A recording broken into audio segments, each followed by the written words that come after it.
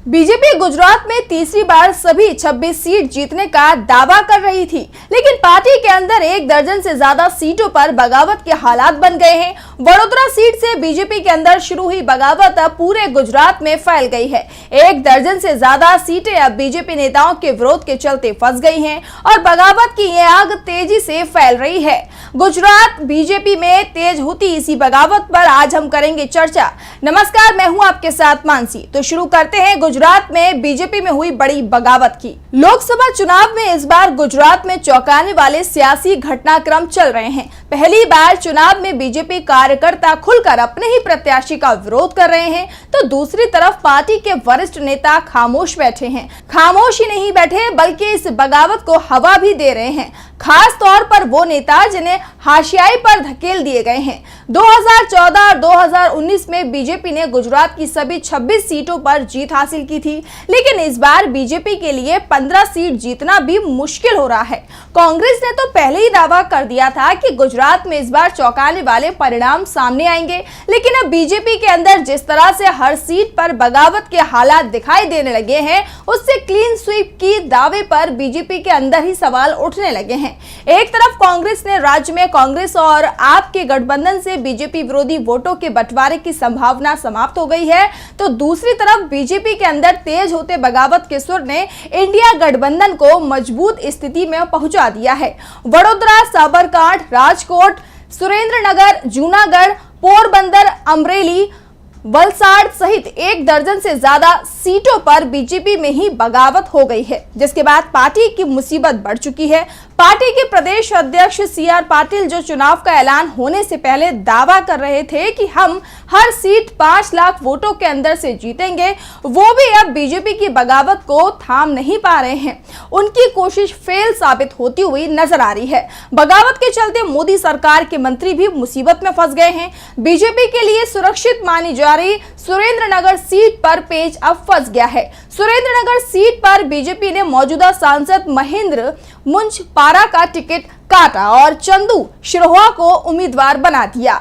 उनकी उम्मीदवारी का जिले का कोली समुदाय ही खुलकर विरोध कर रहा है। सुरेंद्रनगर सीट पर 5 लाख वोट कोली समुदाय के हैं और यहां हालात संभलते दिखाई नहीं दे रहे हैं। बीजेपी नेता और पूर्व सांसद सोमा पटेल ने कहा कि शिरोहा को अपनी उम्मीदवारी वापस लेनी चाहिए। अगर ऐसा नहीं होता तो हम बीजेपी के खिलाफ वोट करेंगे। और ये सिर्फ सुरेंद्रनगर के हालात ही नहीं है, बल्कि पूरे गुजरात में यही हाल दिखाई दे रहे हैं। बीजेपी नेता हाईकमान को सीधा चैलेंज दे रहे हैं, सवाल कर रहे हैं कि कार्यकर्ता को टारगेट तो दे दिया गया, लेकिन टिकट वितरण के समय उनकी कोई सुनवाई नहीं हुई, सीधा दिल्ली से उम्मीदवारों को थोप दिया गया।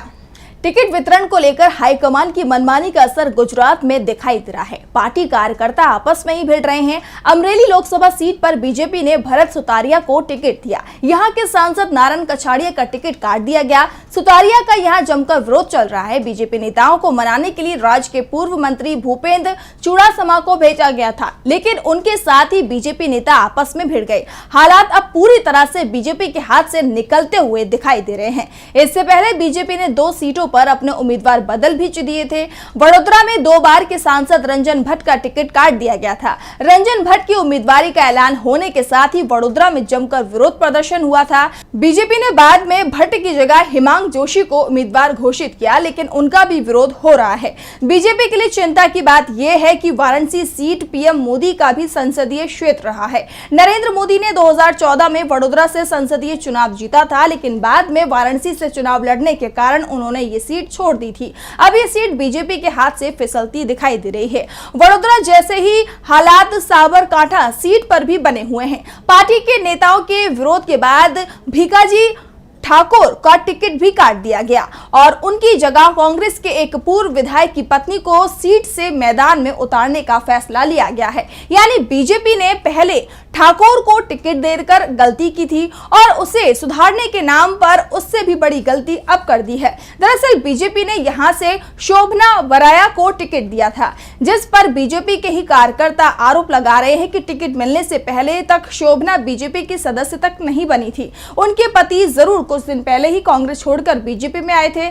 ऐसे में पार्टी कार्यकर्ता ही दावा कर रहे हैं कि पता होता कि बीजेपी शोभना को उम्मीदवार बना देगी तो ठाकुर का हम लोग विरोध नहीं करते, वो कम से कम शोभना से तो बेहतर होते। बीजेपी नेताओं की बगावत के चलते मोदी कैबिनेट के मंत्री मनसुख मंडाविया को टिकट दिया गया। मंडाविया अब तक राज्यसभा के जरिए संसद पहुंचते रहे हैं, पहली बार वो लोकसभा का चुनाव लड़ रहे हैं। मंडाविया पहले अपने गृह नगर भावनगर लोकसभा सीट से लड़ने की तैयारी कर रहे थे। वे भावनगर की पालिताना सीट से एक बार विधायक भी रह चुके हैं, लेकिन वहां पर आम आदमी पार्टी की तरफ से कोली समाज से आने वाले उमेश मकवाड़ा को उम्मीदवार बनाए जाने के बाद पार्टी ने उन्हें पोरबंदर सीट से मैदान में उतारा है, क्योंकि भावनगर सीट के जातिगत समीकरण मंडाविया के खिलाफ दिखाई दे रहे थे। मंडाविया के लिए यहां से जीतना आसान नहीं माना जा रहा है। उन्हें बीजेपी के नेता बाहरी उम्मीदवार बता रहे हैं और सबसे बड़ी बात तो यह है कि पोरबंदर सीट की गिनती कांग्रेस के गढ़ के रूप में होती है।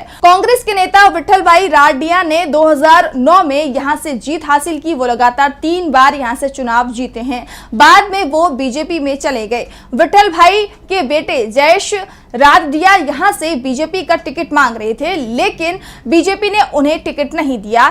जयेश जैतपुर से बीजेपी विधायक हैं और उनकी नाराजगी की खबरें आ रही हैं। पोरबंदर सीट पर राडिया नाराजगी मंडाविया पर भी भारी पड़ती दिखाई दे रही है। मंडाविया की परेशानी सिर्फ राडिया ही नहीं बढ़ा रहे हैं, बल्कि मंत्री जवाहर भाई चावड़ा, जिनका मानावादर में जबरदस्त प्रभाव है, जो पोरबंदर संसदीय सीट का ही पार्ट है, वो भी नाराज चल रहे हैं। अब तक वो किसी भी बैठक में शामिल नहीं हुए हैं। पोरबंदर के अलावा ST reserve Valsad Lok Sabha seat से बीजेपी ने 38 साल के धवल पटेल को उम्मीदवार बनाया है। वे बीजेपी अनुसूचित जनजाति मोर्चा के राष्ट्रीय सोशल मीडिया इंचार्ज हैं, लेकिन उनका भी पार्टी नेता विरोध कर रहे हैं। बीजेपी नेताओं का ही कहना है कि धवल पटेल नवसारी के रहने वाले हैं, ऐसे में उनकी वलसाड में पैराशूट एंट्री हुई है। धवल पटेल सूरत के रहने वाले हैं। धवल पटेल के खिलाफ कांग्रेस ने वसंदा से विधायक अनंत पटेल को मैदान में उतार दिया है। बीजेपी नेता भी अनंत पटेल को मजबूत उम्मीदवार मान रहे हैं।